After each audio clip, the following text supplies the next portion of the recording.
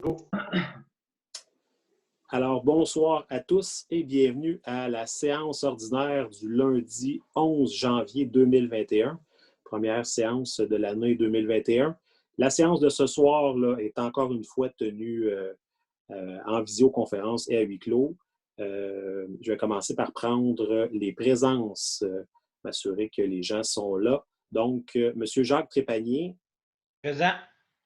M. Jean-Guy Mongrain. Présent. Monsieur Jean-Pierre Binette là, est absent, c'était excusé, donc il nous avait prévenu là, de son absence. Madame Julie Régis. Présente. Monsieur Daniel Duchemin. Oui, présent. Monsieur Clément Pratt. Présent. Et Monsieur Danny Roy. Présent. Merci beaucoup. Donc, l'ordre du jour se lit ainsi. 1. L'ouverture de la séance ordinaire. 2. La lecture et l'adoption de l'ordre du jour. 3. L'adoption des procès-verbaux de la séance ordinaire du 7 décembre 2020, des séances extraordinaires du 14 décembre 2020, de l'Assemblée publique de consultation du 7 janvier 2021 et de la journée d'enregistrement du 7 janvier 2021. 4. La correspondance. 5. En l'administration générale, on a 5.1 l'adoption de la liste des comptes. 5.2, le mandat de vérification externe. 5.3, l'autorisation d'un emprunt au fonds de roulement. 5.4, l'aide financière dans le contexte de pandémie de la COVID-19. 5.5, affectation, les soldes disponibles des règlements d'emprunt fermés numéros 724, 731 et 732. 5.6, la reddition de compte, le projet d'aménagement et de sécurisation des approches du lien Inter-Rive-la-Gabelle par le FAR. À la sécurité publique, on a 6.1, l'entente de partenariat relative à la fourniture de services de cadets de la Sûreté du Québec. Au transport, intervention à réaliser sur une route du ministère des Transports du Québec. 7.2, route verte, l'adoption du rapport de dépenses. 7.3, appel d'offres, réfection du rang Saint-Louis et du rang Saint-Flavien. Ensuite, on s'en va à l'aménagement et l'urbanisme.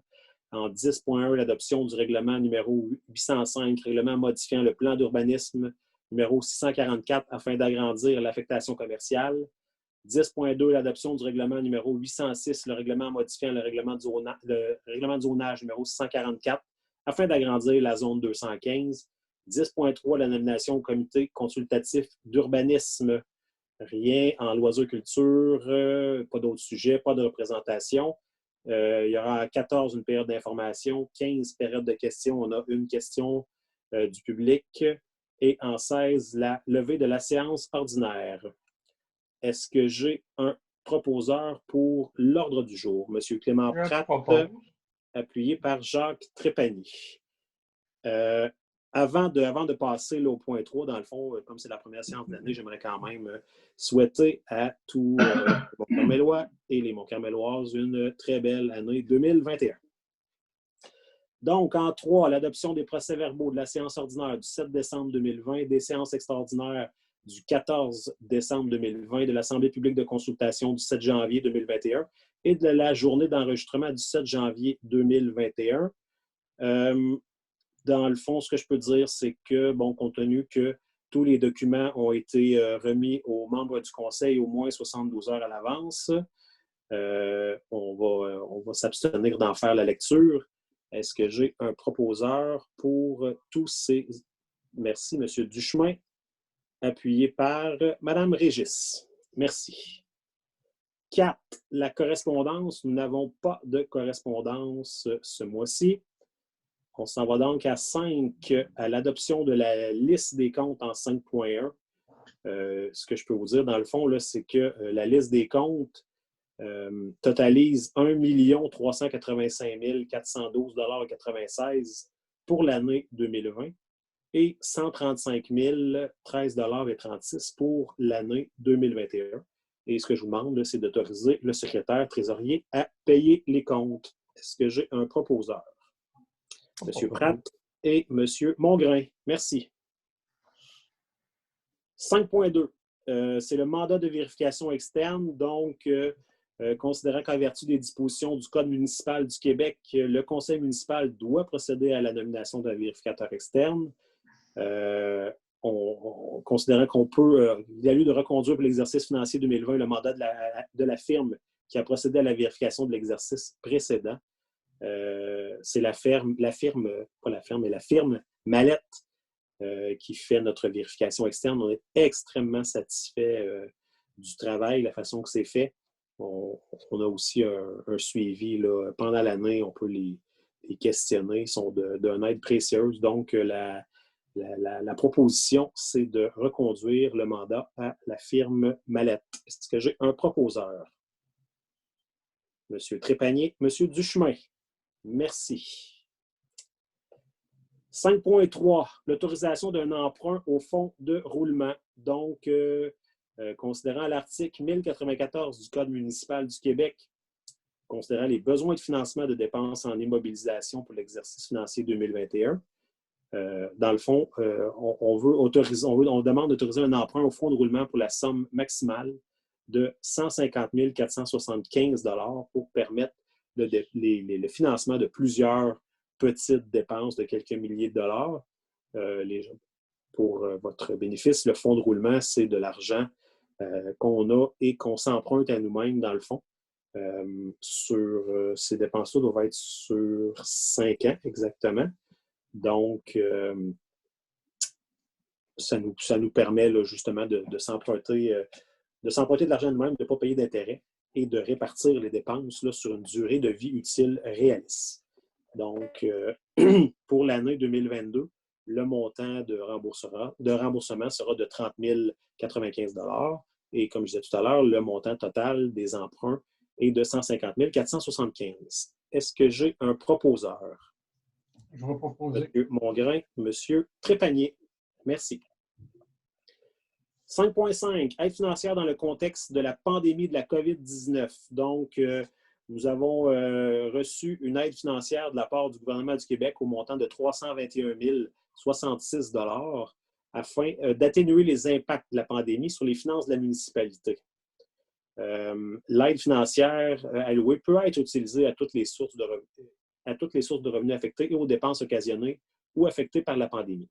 La municipalité a la responsabilité d'informer ses citoyens de l'utilisation de l'aide reçue pour les exercices financiers 2020 et 2021. Le rapport produit par les services des finances de la municipalité pour la répartition de l'utilisation de l'aide financière pour les exercices financiers 2020 et 2021 sont disponibles. Dans le fond, ce que je peux vous dire, c'est que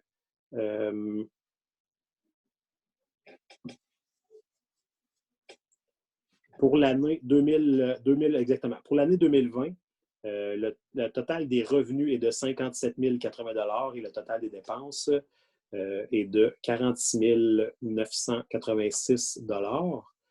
Et dans le fond, pour l'année 2021, le montant est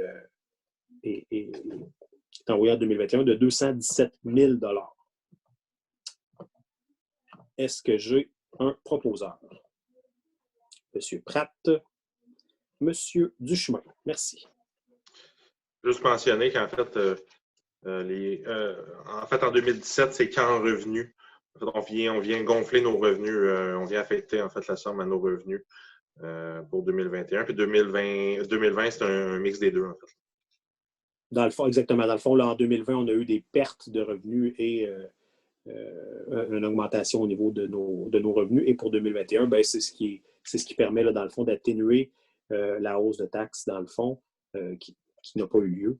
Le montant a été affecté là, pour empêcher une hausse de taxes. Juste pour être certain, j'avais M. Pratt comme proposeur. M. Duchemin. Monsieur Duchemin? Comment? M. Pratt et M. Duchemin. M. Duchemin, parfait. 5.6, affectation, solde disponible des règlements d'emprunt fermés numéro 724, 731 et 732. Donc, la municipalité a un solde disponible de 13 889 et 57 sur des règlements d'emprunt fermés ou des numéros 724, 731 et 732. Considérant que le refinancement à long terme de ces règlements est prévu le 22 mars 2021, considérant que la municipalité souhaite affecter cette somme lors du refinancement prévu le 22 mars 2021, on va demander l'autorisation d'affecter ces montants-là. Ces montants-là, là, pour les règlements d'emprunt, 10 000 $ pour le premier, 2 800 pour l'autre et 492 pour le troisième. représente Monsieur Roy, dans le fond, des frais qui nous sont que les banques, lorsqu'ils font l'offre de financement, vont inclure dans leur modalité. Par contre, souvent, ce qui se passe, c'est que ces frais-là ne seront pas appliqués. Donc, on peut les utiliser par la suite. Est-ce que c'est une explication qui n'est pas si mal? Effectivement, en fait, c'est que quelques banques chargent des frais de financement qui sont calculés avec les frais d'intérêt qu'on a. En fait, donc c'est l'institution financière qui a le moins haut, le moins haut calcul, en fait, incluant les intérêts et les frais de financement qui gagnent. Par contre, nous, il faut toujours prévoir les frais de financement dans l'appel d'offres. Donc, quand c'est, mettons, la Caisse des Jardins qui gagne l'appel d'offres, en fait, il n'y a pas de frais de financement. Donc, on a des frais, on a des montants d'argent dans notre compte de banque qui n'est pas utilisé. Donc, voilà pourquoi on les annule 5 ans plus tard. Excellent, merci. Donc, est-ce que j'ai quelqu'un pour proposer? Madame Régis et M. Trépanier. Merci. 5.7, reddition de compte, le projet d'aménagement de sécurisation des approches du lien inter-rives, la Gabelle, dossier qu'on a beaucoup discuté en 2020.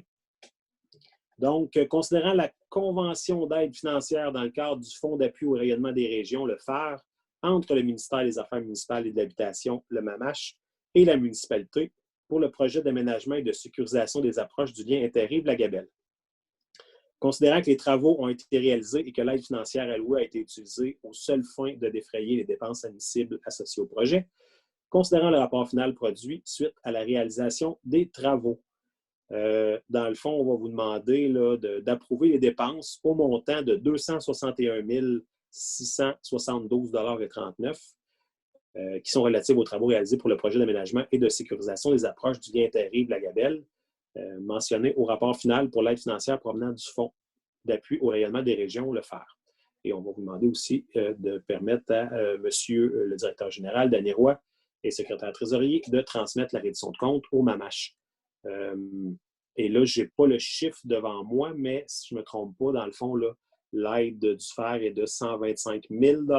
Donc, c'est ça, 125 000 $. Et la deuxième partie, un petit peu plus de 125 000 $ a été assumée par Hydro-Québec. Donc, aucun frais pour la municipalité de Notre-Dame-du-Mont-Carmel dans ce dossier. Est-ce que j'ai un proposeur? M. Pratt et M. Trépanier. Merci beaucoup. Dans le fond, la Gabelle est rouverte déjà depuis plusieurs semaines. Et puis, bon, peut-être au début, là, on a entendu un peu parler. Depuis, je pense que ça circule très bien. Beaucoup de circulation, beaucoup de gens qui ont apprécié, je crois, utiliser la traverse pendant la période des fêtes. Beaucoup de gens de l'autre côté qui viennent marcher dans les sentiers, entre autres, qui se stationnent aux abords du barrage. Et il y a quand même des déplacements qui se sont faits, autant de Mont-Carmel vers Saint-Étienne que de Saint-Étienne vers Mont-Carmel. Donc, on est très heureux que le barrage soit ouvert et on est aussi très heureux de ne pas en entendre parler. Ça veut dire que ça se déroule bien. En 6, la sécurité publique, c'est l'entente de partenariat relative à la fourniture de services de cadets de la Sûreté du Québec. Donc, la municipalité, on souhaite encore cette année obtenir les services offerts dans le cadre du programme de Sûreté du Québec, de cadets de la Sûreté du Québec. Considérant que les services visés consistent à des activités de surveillance, de la prévention, notamment dans les parcs et lors des événements populaires et autres. On ne sait pas trop si cette année, il y aura des activités populaires, mais bon, on espère quand même pas on espère, mais on sait qu'il y aura quand même des gens qui utiliseront nos parcs, qui utiliseront nos installations. Ça fait déjà, je crois que c'est la troisième année qu'on utilise ce service-là. On est très satisfaits. Les citoyens nous en parlent et les cadets nous parlent que les citoyens les abordent, des fois vont les voir, leur posent des questions et se disent rassurés là, de voir cette surveillance-là. Donc, le Conseil a pris la décision de renouveler l'entente cette année. Donc, est-ce que j'ai un proposeur? Mme Régis et M. Trépanier. Donc, Mme Régis propose, M. Trépanier appuie. Et dans le fond, il est résolu à l'unanimité que M. Dany Roy, directeur général et secrétaire trésorier, soit autorisé à signer pour et au nom de la municipalité de Notre-Dame-du-Mont-Carmel l'entente de partenariat relative à la fourniture de services des cadets de la Sûreté du Québec pour l'été 2021 pour la période du 1er mai au 30 septembre. Au niveau des transports, on a en 7.1 l'intervention à réaliser sur une route du ministère des Transports du Québec. Donc, considérant que les travaux de voirie prévus ou imprévus par la municipalité durant l'année 2021 peuvent être réalisés dans l'emprise d'une route sous la responsabilité du ministère des Transports du Québec et que les autorisations préalables ainsi qu'une garantie d'exécution sont nécessaires. Donc, on va vous demander d'appuyer que la municipalité de Notre-Dame-du-Mont-Carmel se porte garante de tous les travaux qu'elle effectuera ou qu'un sous-traitant effectuera pour l'année 2021, que la municipalité s'engage, comme les prévu à la loi de la voirie, à demander préalablement l'autorisation pour chaque intervention, et ce, selon la procédure et les délais prescrits, et ainsi aussi que la municipalité nomme M. Dany Roy, directeur général et secrétaire trésorier, et M. Stéphane Laroche, directeur des travaux publics, à titre de représentant autorisé à signer les documents soumis par le ministère des Transports du Québec pour les 10 travaux. Donc, est-ce que j'ai un proposeur? M. Mongrain et appuyé par M. Duchemin. Merci. C'est une résolution qu'on passe à chaque année, bien entendu. C'est nécessaire de le faire pour être dans les règles. 7.2, route verte, adoption du rapport des dépenses 2021, du rapport des dépenses 2020, pardon. Considérant le programme d'aide financière pour l'entretien de la route verte, considérant que les dépenses d'entretien ont été effectuées pour un montant de 14 294,45 sur le tronçon de la route verte sur le territoire de la municipalité de Notre-Dame-du-Mont-Carmel, ce qu'on vous demande, dans le fond, c'est que soient approuvées les dépenses de 14 294,45 pour les travaux exécutés sur ce tronçon de route. Est-ce que j'ai un proposeur? M. Pratt, M. Trépanier. Merci. 7.3. Appel d'offres, réfection du rang Saint-Louis-S et réfection du rang Saint-Flavien.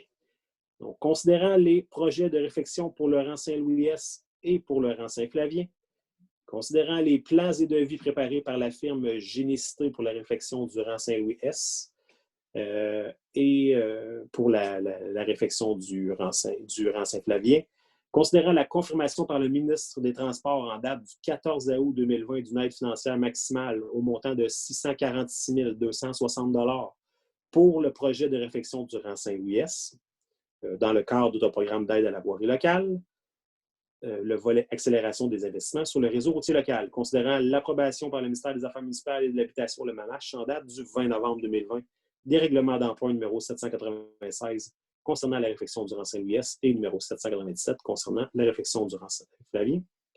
Ce qu'on vous demande, c'est de permettre à M.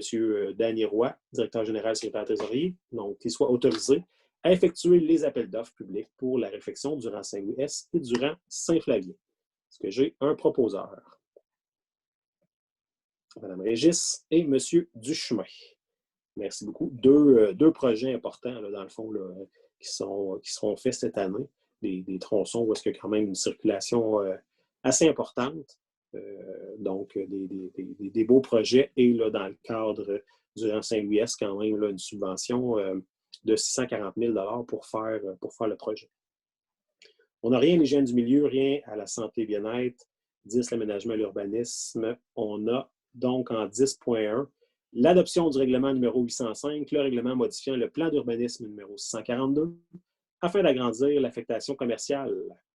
Donc, considérant que le schéma d'aménagement et de développement révisé de la MRC des Chenaux est entré en vigueur en juin 2007, considérant que le projet de règlement modifie le plan d'urbanisme numéro 642 et qu'il a pour objet de permettre l'agrandissement de l'affectation commerciale dans la partie nord du territoire de la municipalité, Considérant l'avis de motion du présent règlement qui a été dûment donné par M. le conseiller Jacques Trépanier lors de la séance ordinaire du Conseil du 7 décembre 2020 et qu'un projet de règlement a été adopté, séance tenante. Concernant, dans le fond, il y a aussi eu un avis public le 22 décembre 2020 annonçant l'Assemblée publique de consultation et prévoyant une consultation écrite d'une durée de 15 jours débutant dès la publication de l'avis pour garantir le droit de toute personne intéressée de se faire entendre dans le contexte de pandémie. Donc, c'est une mesure spéciale là, due au fait qu'on était en pandémie. Par contre, nous n'avons reçu aucun commentaire et aucune question n'a été soumise par courriel au conseil municipal en regard à ce projet. Considérant que tous les membres du conseil ont reçu au moins 72 heures avant la présente séance le règlement ci-dessous identifié et que ceux qui sont présents déclarent l'avoir lu et renoncent à sa lecture, donc on va demander à appuyer et dans le fond, on va demander une résolution pour que le règlement numéro 805, modifiant le plan d'urbanisme numéro 142 afin d'agrandir l'affectation commerciale, soit adopté sans changement par rapport au projet de règlement déposé. Est-ce que j'ai un proposeur? M. Pratt et M. Trépanier. Merci. 10.2. L'adoption du règlement numéro 806, règlement modifiant le règlement de zonage numéro 644 afin d'agrandir la zone 215. Donc, considérant que le projet de règlement modifie le règlement de zonage numéro 644 et qu'il a pour objet de permettre l'expansion de la zone 215 jusqu'à la limite S du lot 3 673 405 afin d'autoriser l'agrandissement de la garderie, l'atelier de la petite enfance sur ce lot. Considérant que l'usage des garderies est possible grâce au groupe C, faible incidence, de la catégorie commerce et services, groupe d'usage qui n'est pas autorisé dans la zone 217, à dominante résidentielle, mais qui est autorisé dans la zone 215, à dominante commerciale. Considérant que l'avis de motion du présent règlement a été dûment donné par M. le conseiller Clément Pratt lors de la séance ordinaire du Conseil du 5 octobre 2020 et qu'un premier projet de règlement a été adopté séance tenante, considérant l'avis public du 14 octobre 2020 annonçant l'Assemblée publique de consultation et prévoyant une consultation écrite d'une durée de 15 jours débutant dès la publication de l'avis public pour garantir le droit de toute personne intéressée à se faire entendre dans le contexte de pandémie. Même chose que le point précédent. Et on a le même résultat, donc considérant, on n'a aussi reçu aucun commentaire, aucune question qui ont été soumises au conseil municipal en regard de ce projet de règlement en ce qui a trait à la consultation écrite. Considérant qu'un second projet de règlement a été adopté en date du 2 novembre 2020, considérant qu'un avis public a été publié le 19 novembre 2020 informant les personnes intéressées ayant le droit de signer une demande de participation à un référendum et encore là, aucune demande n'a été reçue. Considérant que tous les membres du conseil ont reçu au moins 72 heures avant la présente séance, le règlement ci-dessous identifie que ceux qui sont présents déclarent l'avoir lu et renoncent à sa lecture. Je vais demander à ce qu'on passe une résolution pour que le règlement numéro 806 modifiant le règlement de zonage numéro 644 afin d'agrandir la zone 215 soit adopté sans changement par rapport au projet de règlement déposé.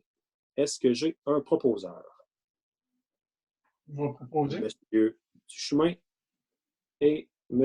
Pratt qui avait l'air de chercher comment ouvrir son micro, mais je voyais dans votre visage que vous vouliez la seconde. Donc, c'est principalement, là, justement, on l'a nommé au début de la résolution, l'atelier de la petite enfance, là, qui est, je ne l'ai pas nommé comme il faut par contre. Là, oui, l'atelier de la petite enfance, pardon. Et là, qui est une garderie en pleine expansion et qui va pouvoir s'agrandir là, sur le terrain, qui est mitoyen au terrain qu'il possède déjà.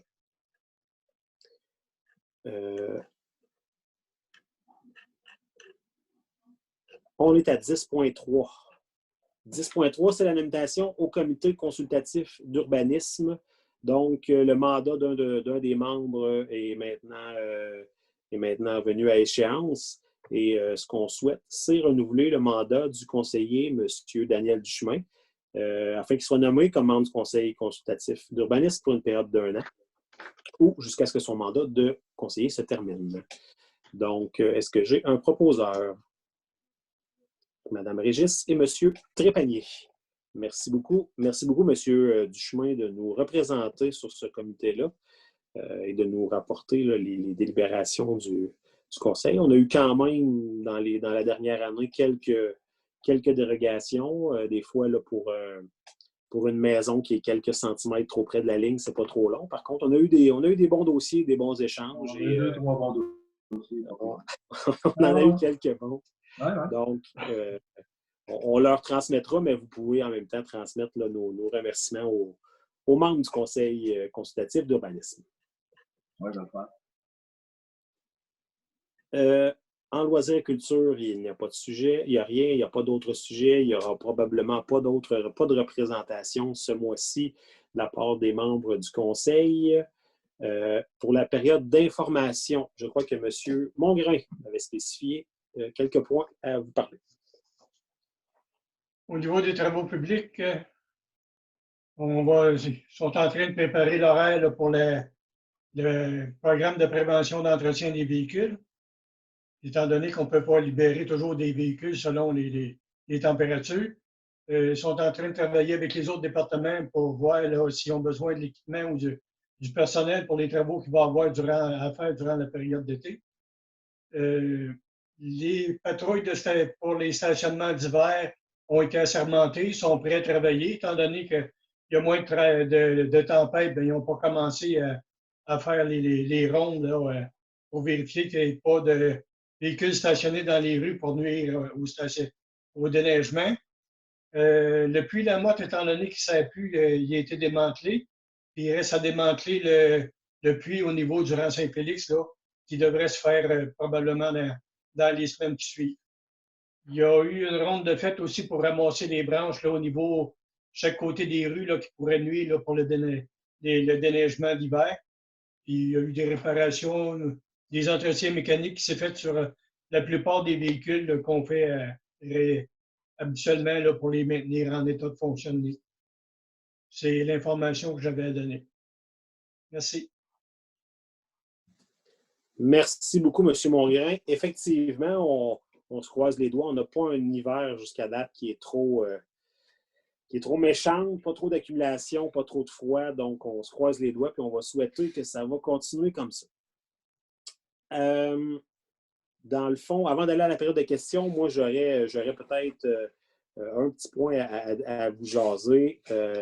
À la fin de l'année 2020, la municipalité a procédé à un changement d'image, changement de logo. Donc, après plusieurs années, on avait décidé tout ça, là, je dirais, à la fin de l'année 2019. Donc, de procéder à ça pendant l'année 2020. On veut continuer d'attirer des gens chez nous. On a eu la nouvelle cette semaine, là, selon le décret de population, la municipalité qui a franchi le cap des 6 000 habitants. Donc, on est très heureux de cette croissance-là. Pourquoi être heureux d'une croissance dans une municipalité? Bon, premièrement, c'est sûr et certain que quand il y a une croissance, déjà là, c'est que les gens choisissent de venir habiter chez nous. S'ils choisissent de venir habiter chez nous, ça doit être parce qu'il y a des choses intéressantes là, à faire et que c'est un endroit où est-ce qu'il fait bon vivre. Donc, c'est toujours un facteur intéressant de voir la population grandir. Il y a aussi les frais fixes. Dans une municipalité, il y a beaucoup, beaucoup, beaucoup de frais fixes et il y a beaucoup de choses qui vont aussi augmenter à chaque année. Hein? Les factures d'électricité, les factures de chauffage, les factures de carburant pour les véhicules, les nouveaux achats de véhicules, s'occuper des installations sportives, tout ça. Donc, c'est des choses qui augmentent sans cesse. Les gens veulent des nouveaux services, les gens veulent que ça soit bien fait. S'il y a toujours la même quantité de personnes pour payer la facture à la fin, bien nécessairement, chacun se retrouve avec une facture un peu plus importante à chaque année. L'accroissement de population à Notre-Dame-du-Mont-Carmel, année après année, le nombre de nouvelles résidences, on a 25, 30, 35 nouvelles maisons à chaque année. C'est des sommes nouvelles qui arrivent dans les coffres de la municipalité et qui facilitent grandement là, entre autres l'élaboration des budgets. Donc, pour nous, c'est très important de miser sur un accroissement de la population. On a des rues où est-ce qu'il y a des terrains qui sont libres, où est-ce que le déneigeur va passer en avant, ou est-ce qu'on a un réseau d'eau qu'on doit entretenir sur ces rues-là. Tant qu'il n'y a pas de maison là, qui bouche tous les trous, ben c'est un peu des pertes de revenus. Il y a des gens, quand on a fait ces annonces-là, qui nous ont dit hey, arrêtez, là, on ne veut pas devenir une grosse ville, on veut rester comme on est là, tout ça. Personnellement, je ne pense pas là, que l'accroissement des dernières années est de quoi de négatif. Là. On est passé là, lorsqu'on a commencé, là, plusieurs membres du conseil, à environ 5 000 de population. On est rendu maintenant à 6 000. C'est quand même une augmentation de 1 000. Moi, je n'ai pas vu se détériorer là, la qualité de la nature, la tranquillité, tout ça. Au contraire, je pense que ça a permis là, d'ajouter des services un peu partout. Et puis, ça fait en sorte là, qu'on reste une belle petite municipalité, mais qui se développe très bien. Donc, un grand détour pour arriver un peu à la raison pour laquelle on a décidé là, de renouveler notre image. On voulait montrer qu'on existait parce qu'on pense quand même qu'il y a des gens qui habitent pas tellement loin de nous, même dans la Mauricie, et qui ne savent pas trop c'est où Notre-Dame-du-Mont-Carmel. Donc, on veut tirer notre épingle du jeu. On veut que les gens viennent nous voir. On veut que les gens aussi profitent de nos activités. On veut développer le parc de la Gabelle. Donc, on sait qu'on a un festival qui est sur pause encore là, cette année, mais bon, on espère bien pouvoir, là, même cette année, ou en tout cas le plus rapidement possible, pouvoir revenir avec ça. Donc, on a une panoplie d'activités, puis on souhaite que les gens nous découvrent et puis nous choisissent. Donc, ça fait partie. C'est un élément, vous comprendrez que ce n'est pas juste un changement d'un petit logo qui va faire de la magie. Par contre, ça va s'incorporer dans une vaste campagne de publicité dans plusieurs médias. Et puis, on va entendre parler de Notre-Dame-du-Mont-Carmel. Puis pour nous, là, c'est bien important de montrer qu'on est un endroit de prédilection. Donc, on va aller à la question les questions, mais on en a une seule au point 15. Dans le fond, on a une question de M. Patrick Bourdeau. Question qui nous est arrivée là, quelques minutes avant le début du conseil. Donc, peut-être une partie de la réponse que je ne serai pas capable de donner, mais je vais essayer là, de faire de mon mieux. La question là, de M. Bourdeau nous parle au niveau du déneigement. Donc, il nous parle de 2 journées, là, entre autres, le mercredi 30 décembre et le samedi 2 janvier, où est-ce qu'il questionne un petit peu sur le déneigement, un petit peu déçu là, du déneigement de sa rue. Monsieur habite au lac Doucet et il nous demande, là, dans le fond, pourquoi la charrue fait juste un petit bout en rentrant dans le lac et ne fait pas tout le secteur au complet. Il nous demande là, si on a des protocoles de déneigement. Il nous parle là, à savoir si lui, sa remarque, là, c'est que les fins de semaine et les jours fériés, ça semble être plus problématique. Donc, j'essaie de répondre avec les informations que j'ai de disponibles. Premièrement, pour le mercredi 30 décembre, je n'ai eu aucun commentaire, je n'ai pas entendu absolument rien par rapport à cette journée-là.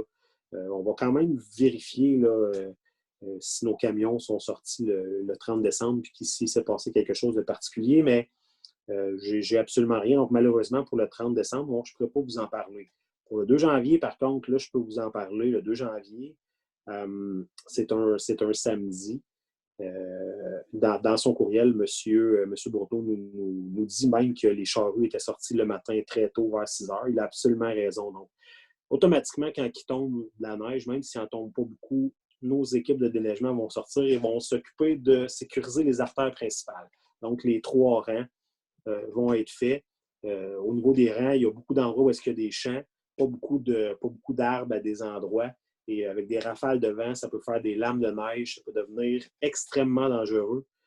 Donc, assez rapidement, les équipes sont lancées et s'en vont faire les rangs. Ils vont les faire même à plusieurs reprises pour s'assurer qu'il n'y ait pas d'accident là, dans ces secteurs-là.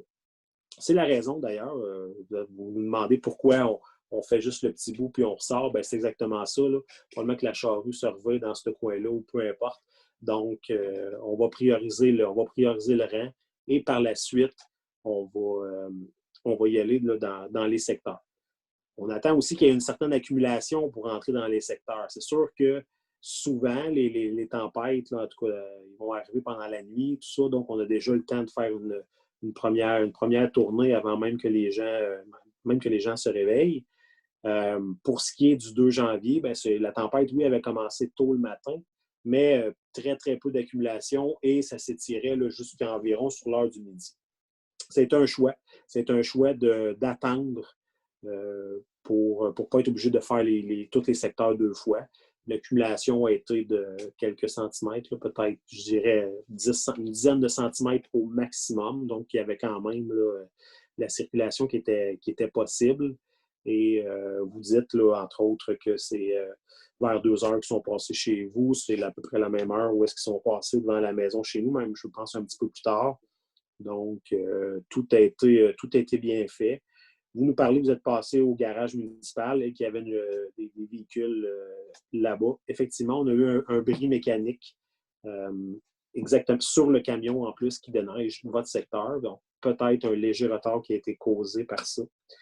Et puis, vous parlez aussi là, des fins de semaine et des journées fériées.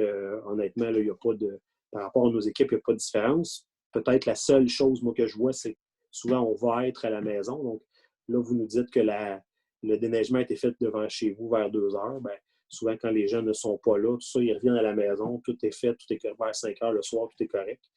Quand ça arrive le samedi ou les jours fériés, bien entendu, on est souvent plus à la maison, puis on est à même là, de voir que l'heure à laquelle passe la déneigeuse. Donc, j'espère que ça répond à votre question. Je ne suis pas gêné de le dire, je suis extrêmement satisfait du déneigement la façon que c'est fait dans la municipalité. Tout notre déneigement est fait à l'interne par nos employés. Ça nous donne une qualité de déneigement qui est inégalée aux alentours. Là. On a juste à se promener un peu, puis on le voit. Par contre, il faut commencer par une première rue, il faut finir par une dernière rue, et on va toujours y aller par achalandage. On ne peut pas dire, cette tempête-là, on va commencer par elle, puis on commence un endroit, on finit un endroit. J'habite sur une petite rue bien tranquille, la dernière maison au bout, et je peux vous dire que le déneigement se fait vers la fin du circuit et que c'est bien normal.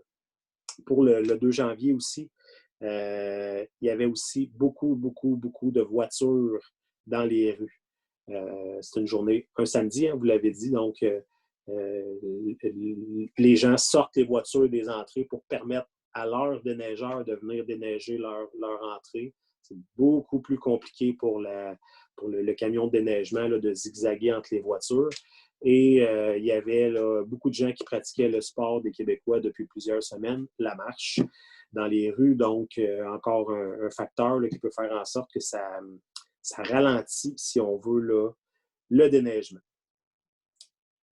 Donc, j'espère que ça répond à votre question. Comme je vous dis, pour ce qui est du 30, on va faire quelques validations, puis on vous fera parvenir là, une réponse un petit peu plus exhaustive.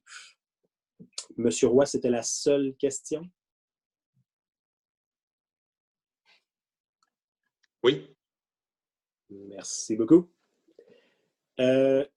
Donc, ce serait ce qui mettrait fin à notre séance. J'aurais besoin d'un proposeur secondaire, Mme Régis, M. Duchemin, pour la levée de l'Assemblée. Je vous remercie beaucoup, tous ceux qui vont écouter cette séance-là là, dans les prochains jours. Encore une fois, je vous transmets mes excellents vœux pour l'année 2021. Je souhaite que 2021 soit meilleur que 2020. Je me permettrai quand même de vous dire que pour la municipalité de Notre-Dame-du-Mont-Carmel, 2020 aurait été une très belle année, autant au niveau là, des projets, du développement, tout ça. Donc, on s'en sort quand même. Alors, merci au conseil et à la prochaine.